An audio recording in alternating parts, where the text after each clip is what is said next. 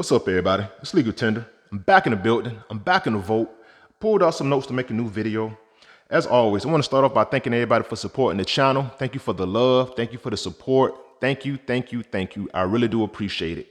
If you're a fan of numismatics, if you're a fan of paper currency, stay rocking with me. Stay rocking with the channel. Every Tuesday is Legal Tender Tuesday, and I'll be making a new episode every week speaking about something new, different, or interesting within the realm of numismatics. If you have any questions, comments, or input, put it down in the comments section. I read everything and I respond back as soon as possible. And I really love reading your comments. So I want to say thank you for the insight and thank you for the knowledge that you give me with your comments. Throughout the video, if I say something that isn't 100% accurate or it's a little different from what you know, let me know via the comments. I will go back, hit the books, and make sure that I have the right information moving forward. All right, so with that being said, let's get into today's episode. All right, so that's what I pulled out. Got some notes. I got 11 out of 12 notes. All right, so on this episode, I will be speaking about the Federal Reserve District. And you can't really speak about the Federal Reserve districts without speaking about the Federal Reserve banks. So now it's 12 in total. And this is my collection thus far. All right, got them all in alphabetical order. A, B, C, D, E, F, G, H, J. That's what I'm missing. I'm missing I. Once I get that I will have a complete set of $1 denominations from every Federal Reserve district. Now the reason I pulled these notes out is because I just wanted to show you that you could have a nice collection. And again, you don't have to have super high or super old notes. Now, if you was to collect all 12 Federal Reserve districts in a $100 denomination, that'd be a $1,200 collection. This right here is a $12 collection because all these bills are $1 denominations. And like we always say, you can tell the currency type up top. They're all Federal Reserve notes. And we know Federal Reserve notes have the distinction of having green Treasury seals and green serial numbers. Now, all these notes are, now with this collection, not only are they all from, well, almost all 12 Federal Reserve notes from every Federal Reserve district, but I made sure to collect all of the same series year, and they are all series year 2017A. And again, all $1 denominations. And the reason I went with this series year is because this is the series year that I'm seeing the most in circulation. Now, even though there was another series year that was printed after this, the 2021, and that's a historic note. And the reason it's historic is because it has the signature of two women on it. You have a female signature of the Treasurer of the United States and the Secretary of the Treasury. And those signatures are Marlene Marliba and Janet Yellen. And for some odd reason, I have not seen one of those notes yet. They was printed. I forget the exact date, but they was printed in the $1 denomination and the $5 as well. But haven't seen those notes yet. The market is just flooded with 2017 A's. So that's what I decided to go with. But once I start seeing 2021s, probably build a collection with those notes as well. Try to get like a good, a solid scrap of $100 singles. But yeah, going back to what I was saying, like you don't need to break the bank, no pun intended, with your currency collection, with your numismatics collection. All these are just $1 bills. So that's what we got on this episode. Now, all right, so let's speak about the function of the um, Federal Reserve System. All right, so the Federal Reserve System came into play with the Federal Reserve Act of 1913, and the primary function of the Federal Reserve System, districts and bank, is to distribute Federal Reserve notes throughout the entirety of the United States. And the Federal Reserve System serves as the central banking system of the United States. So, and I'll speak about the change in the Federal Reserve seal in a minute. All right, so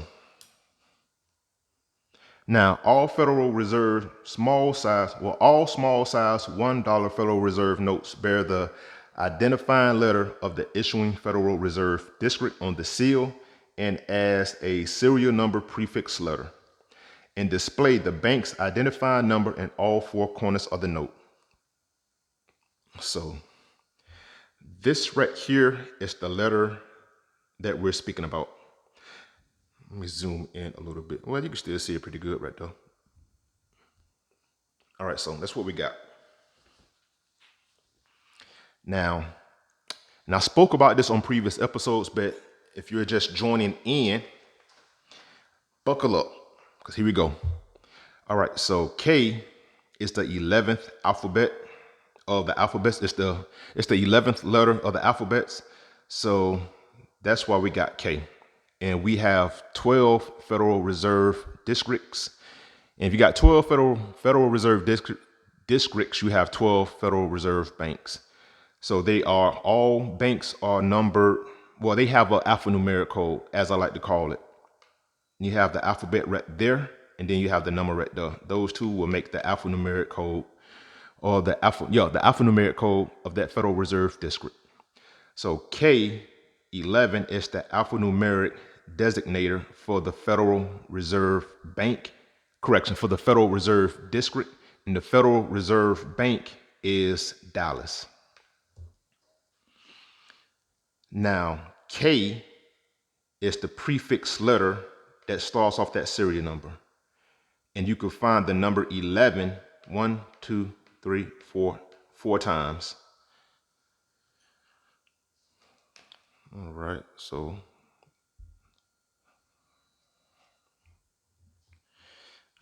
like I was saying, A1, with A being the first letter in the alphabet. A1 is the alphanumeric designator of the Federal Reserve District, and the Federal Reserve Bank in that district is Boston. So Boston is the Federal Reserve Bank of the A1 Federal Reserve District. And like I said, A is the prefix letter of that serial number. And you can find the number 1, 2, 3, 4 times on the obverse of the bill. So that's what that means right there. And like I said, that is for every Federal Reserve note. 2, 2, 2, 2, and B starts off that serial number. That's that prefix letter, because the Federal Reserve alphanumeric code is B.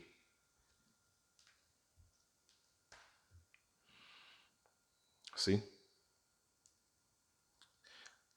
I'm staying with the puns. I said C. Boom. See? Starting off 3, 3, 3, 3. All right, so that is that. All right, so now let's speak about the series year and the suffix letter. On banknotes of United States dollars, the series refers to the year appearing on the obverse of the bill, indicating when the bill's design was adopted. The series year does not indicate the exact date a bill was printed. Instead, the year indicates the first year that bills of the same design were originally made. If there is a minor change to the note, a suffix letter is added to the end of the print year. An example is the notes that I collect, 2017A, and that identifies a new print series. Now, like I say, all these notes are series year 2017A. Now, 2017, this is what I've researched and this is what I came up with. Now, 2017, at the end of the print run,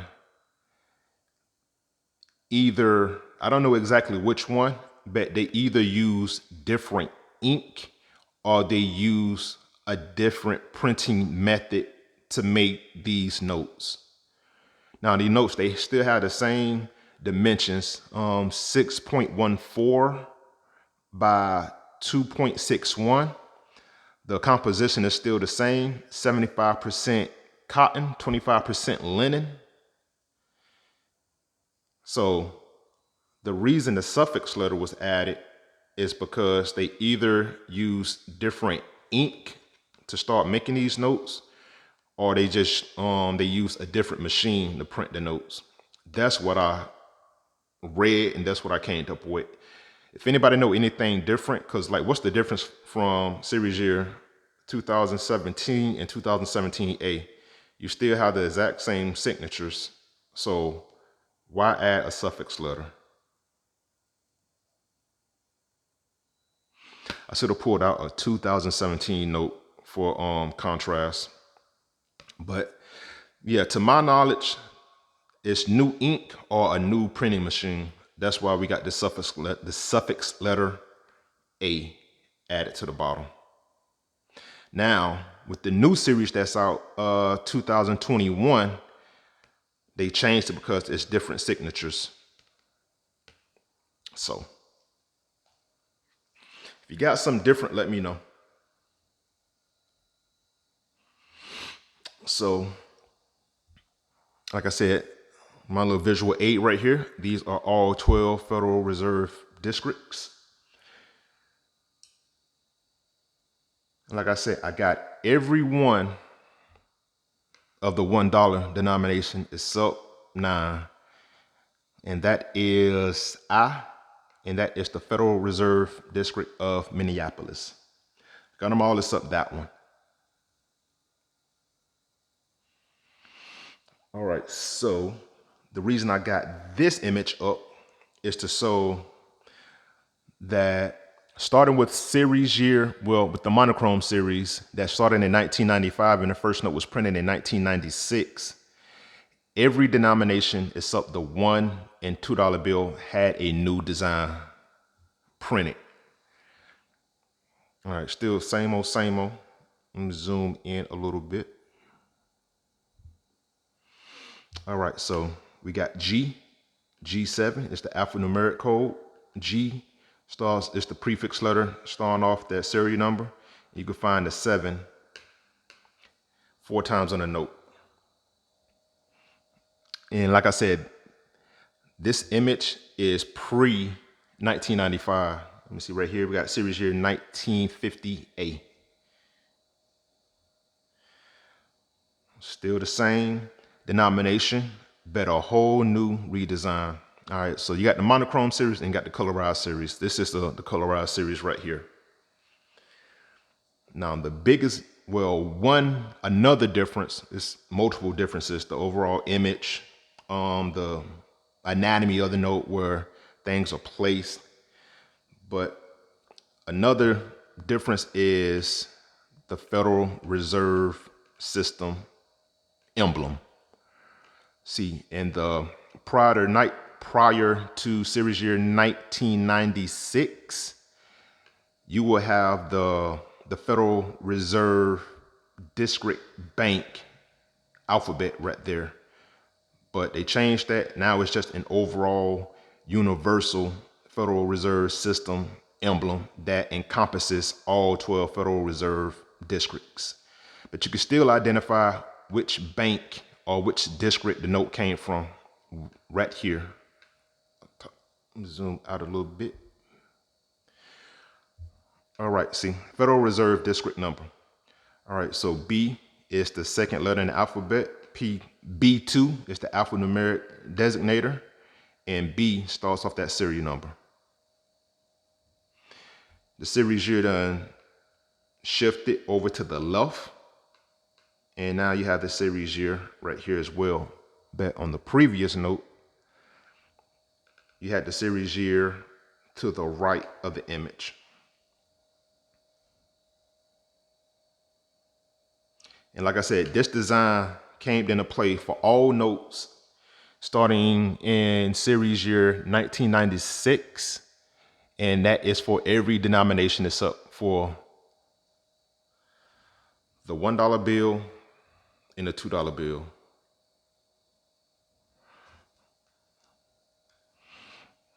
All right.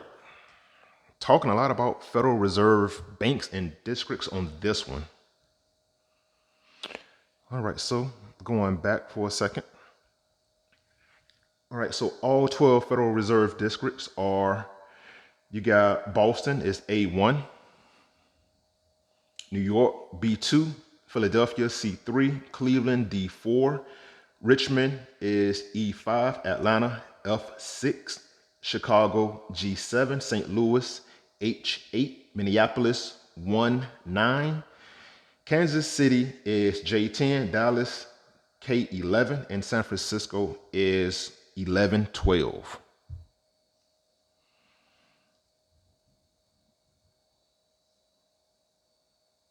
There, A1, B2, New York, C3, Philly, D4, Cleveland, E5, Richmond, F6, Atlanta, G7, Chicago, H8, St. Louis, Kansas City is J10, K11, Dallas, and San Francisco is 11-12. All right. So that's all we got for this episode. Well, I want to ask two questions. I want to ask two questions and let me get two answers in the comments. All right. So the first question is, which Federal Reserve bank and district are you closest to? And the second question is, what completed series do you have? Do you have all monochrome notes? Do you have all North African notes, all Hawaii notes? Do you have all 12 Federal Reserve districts? Do you have all bar notes? Things like that. So put that down in the comments. Just want to see what's going on. I want to tap in, if you will. And yeah, once I can't even call this, well, this isn't even a whole set because I'm missing one of the 12. But once I get that Minneapolis note, I'll let you know. And I got to get some cleaner, the last few notes, like H through L. I got to get a few crisper notes. But all right, that's all we got for this one. Like, comment, subscribe, tell a friend to tell a friend. I like, comment, subscribe. And until next time, keep it legal, keep it tender. Talk to you soon.